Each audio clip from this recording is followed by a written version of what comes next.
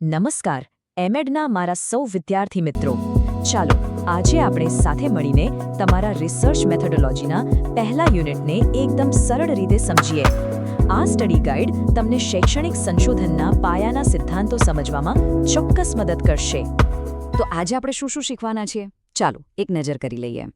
આપણે શૈક્ષણિક સંશોધનના પરિચયથી શરૂ કરીને એના અર્થ લાક્ષણિકતાઓ અને હેતુઓ વિશે વાત કરીશું અને છેલ્લે આ બધું જ જ્ઞાન તમારા એમએડના કામમાં કઈ રીતે ઉપયોગી થશે એ પણ જોઈશું સારું તો ચાલો શરૂઆત કરીએ આપણા પહેલા મુદ્દાથી સૌથી પહેલાં તો એ સમજવું જરૂરી છે કે આ વિષય તમારા માટે તમારા અભ્યાસક્રમ માટે આટલો બધો અગત્યનો કેમ છે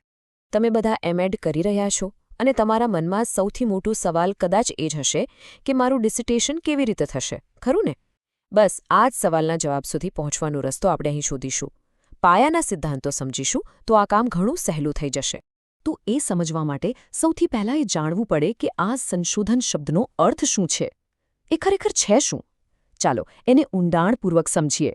જો એકદમ સાદા શબ્દોમાં કહીએ તો જ્યારે શિક્ષણમાં કોઈ સમસ્યા આવે કોઈ પ્રશ્ન ઊભો થાય અને એને ઉકેલવા માટે આપણે વૈજ્ઞાનિક રીતે સ્ટેપ બાય સ્ટેપ કામ કરીએ બસ એને જ શૈક્ષણિક સંશોધન કહેવાય આ કોઈ અટકળ નથી પણ એક પદ્ધતિસરની પ્રક્રિયા છે અહીંયા ટ્રાવર્સ બહુ સરસ વાત કરે છે એ કહે છે કે સંશોધન ખાલી જાણકારી ભેગી કરવા માટે નથી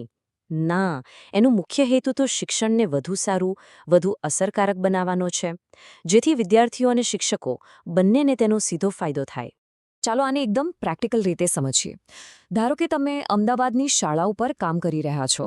તો તમે એ તપાસ કરી શકો કે સરકારનો જે શાળા વિકાસ સંકુલ પ્રોગ્રામ છે એનાથી શિક્ષકો વચ્ચેના સહકાર પર શું અસર થઈ છે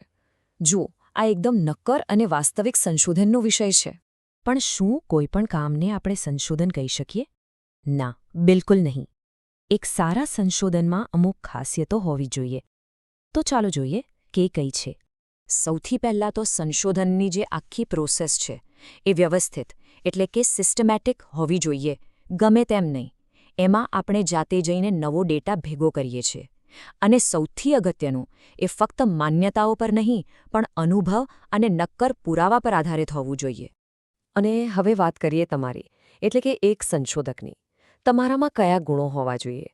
તમારે કોઈપણ જાતના પૂર્વગ્રહ વગર એકદમ ઓબ્જેક્ટિવ રહેવું પડશે થોડી ધીરજ રાખવી પડશે કારણ કે સંશોધન એ કોઈ ફટાફટ થતું કામ નથી અને હા દરેક વસ્તુની કાળજીપૂર્વક નોંધ કરવી એ તો ખૂબ જ જરૂરી છે ઓકે તો અત્યાર સુધી આપણે સમજી ગયા કે સંશોધન શું છે અને તેની લાક્ષણિકતાઓ કઈ છે પણ આપણે આ બધી મહેનત શા માટે કરીએ છીએ એનો હેતુ શું છે એનું મહત્વ શું છે આ આખી પ્રક્રિયા એકદમ તાર્કિક છે તમે જુઓ સૌથી પહેલાં તમે એક સમસ્યા શોધો છો પછી એના વિશે પુરાવા ભેગા કરો છો એ પુરાવાને આધારે તમે ઉકેલ વિશે વિચારો છો અને બધાનો અંતિમ ધ્યેય શું બસ એક જ શિક્ષણમાં સુધારો લાવવાનો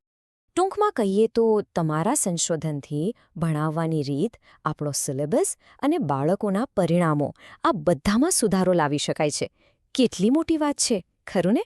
ચાલો હવે આ બધી જ વાતોને ભેગી કરીને જોઈએ કે આ બધું તમારા એમએડના કામમાં ખાસ કરીને તમારા ડિસર્ટેશનમાં કેવી રીતે સીધું ઉપયોગી થવાનું છે